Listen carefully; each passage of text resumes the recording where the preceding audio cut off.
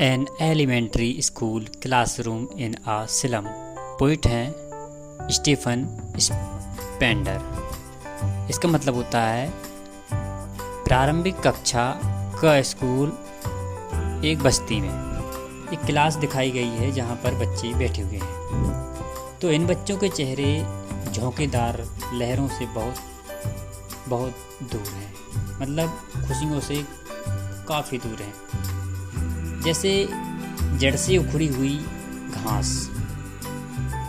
बाल उनके पीले हैं पर बिखरे पड़े हैं, मतलब जैसे घास उखड़ी हुई होती है तो वो एकदम सूख जाती है, उसी प्रकार यह भी इनके जीवन में भी इसी प्रकार की स्थिति है। चेहरे एकदम पीले हैं। इनमें एक लंबी लड़की है जो अपने सिर के वजन को नीचे झुकाए हुई बैठी है, मतलब कितनी चिंता में है, इतनी परेशानी में है कि वो नीचे झुकाए हुए है अपना सिर। वो जो दूसरा बच्चा है, कागज जैसा दिखने वाला एक बच्चा है और जिसकी आंखें चूहे की जैसी हैं। अब चूहे की जैसी आंखें, मतलब समझो कि वो पूरी तरह से विकसित नहीं है और हालत उसकी बहुत ख़राब है और वो खाने की तलाश में है। जिसकी स्थिति ऐसी है कि अविकसित विकृत हड्डियां हैं, दुर्भाग्यशाली उत्तराधिकारी, मतलब उसके जो पिताजी हैं उससे उसे कुछ भी नहीं मिला है। उत्तराधिकारी मतलब होता है जो उसके पिता से बच्चे को मिलता है। दुर्भाग्यशाली है। पिता को जो बीमारी है वो इसको भी मिली हुई है।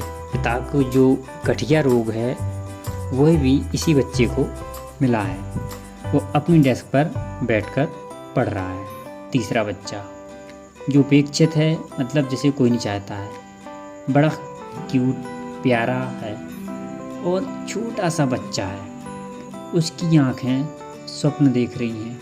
स्वप्न देख रही मतलब खुश है बच्चा, जो देख रही खिड़की के पास गिलहरी के बच्चे खेल रहे हैं सबसे हटकर, और जो सबसे पीछे बैठा हुआ है।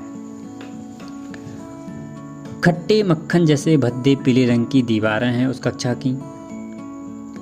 दान में दी हुई कुछ चीज़ें टंगी हुई हैं। शेक्सपियर के सिर की तस्वीर भी टंगी हुई है जो कि किसी ने दी होगी। बादल रहित भोर की तस्वीर है। समस्त शहरों को पथ दिखाती सब गुंबद पवित्र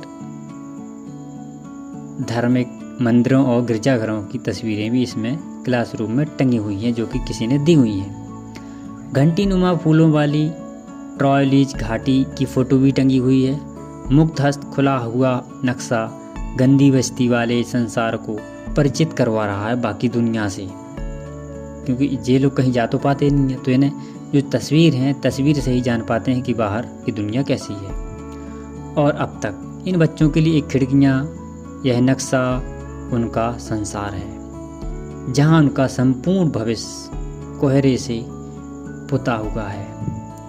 एक संकीर्ण गली जो नीले धूसर शीशे के रंग से आसमान से बंद की गई है। नदियों, अंतर्द्वीपों और शब्दों के तारों से बहुत बहुत दूर है इन बच्चों की दुनिया। नक्शा एक बुरा उदाहरण है इसमें जो टंगा हुआ है। जहाज़ों और सूर के साथ तथा प्रेम उन्हें चोरी करने के लिए प्रलोभित करता है। इसमें जो फोटो टंगी उसमें ऐसा है। तो जो इनकी ज़िंदगी है, उन जिंदगियों के लिए जो धूर्ततापूर्वक उनकी रंग तंग खोलियों बिलों में कोहरे से अनंत रात्रि तक अंदर की ओर मुड़ती जाती हैं। जैसे बिल नहीं होते हैं तो बिल के अंदर जब घुसो तो वहाँ पर कहीं भी जाओ हमेशा अंधेरा रहता है। उनके धातुमल या जो बेकार की चीज़ें हैं उनके ढेर हैं जो कि वो कहीं से भी ढूंढ कर लाते हैं। इनकी इतनी हालत ख़राब है, इनकी जो हड्डियां हैं बाहर झांक रही हैं खालों से। ऐसे लग रहा है जैसे ये खाल पहने हुए हैं। कमजोरी के कारण की हड्डियां बिल्कुल बाहर नज़र आ रही हैं और इनकी चश्मों के फ्रेम में टूटी हुई शीशे मरम्मत करके लगे। ऐसे लगता है जैसे आँखें भी बिल्कुल लगाई गई हों, जैसे पत्थरों पर शीशे के टुकड़े पड़े हों, ऐसे ही उनकी आंखें लग रही हैं। इन बच्चों का सारा समय विस्तार कोहरे से भरी हुई गंदगी बस्ती में गुजरता है। अतः उनकी नक्शों के साथ उनकी गंदी बस्तियों को जैसे प्रलय बड़े स्वरूप में सब कुछ मिटा देती है, वैसे मिटा दो, ख़त्म कर दो। यह देख रहे हैं कि कोई ना कोई आए और हमें कुछ सुविधाएं दे, हमारे बारे में कुछ सोचे और हमारे लिए कुछ करे। जब तक कि कोई राज्यपाल या दरोगा या कोई अच्छा व्यक्ति आगंतुक ना आ जाए, इन नक्शे को उनकी खिड़की में ना बना दे। मतलब जो नक्शे में चीज़ें दिख रही वो उनके घरों में बना दे। और ये खिड़कियाँ जो उनके जीवनों को कब्रगाहों की तरह बंद कर देती हैं, तोड़ो और तोड़ो, खोल दो, जब तक कि वे कस्बे को तोड़ ना दें। और बच्चों को हरे भरे मैदानों को दिखाओ। तो उनकी आशा है कोई आए जो उनको इसमें से निकाले और भरे भरे मैदान को दिखाए, उनका संसार बना जाए। स्वर्णिम जैसा चमकता हुआ बालू रेत पर नीले आसमान के नीचे दौड़ने के लिए भी मजबूर हैं। और उनकी जीभों को पुस्तकों के अंदर ऊपर सफ़ेद पर वस्त्र रहित दौड़ने दो तथा हरी भरी पत्तियों के खुले वातावरण में रहकर इतिहास बनाने दो। ऐसी वह कल्पना करते हैं कि कोई ऐसा आए जिनकी भाषा सूर्य के समान हो, जिसकी भाषा में सूर्य जैसी ऊष्मा तथा तेज हो, वे अपने जीवन में सफल होकर इतिहास रच सकें। स्टीफन स्पेंडर चाहते हैं कि कोई आए और उनके इस अंधकारमय जीवन को उजालेमय जीवन में बदल दे और वो अपनी ज़िंदगी से निकलकर कुछ इतिहास रच सकें।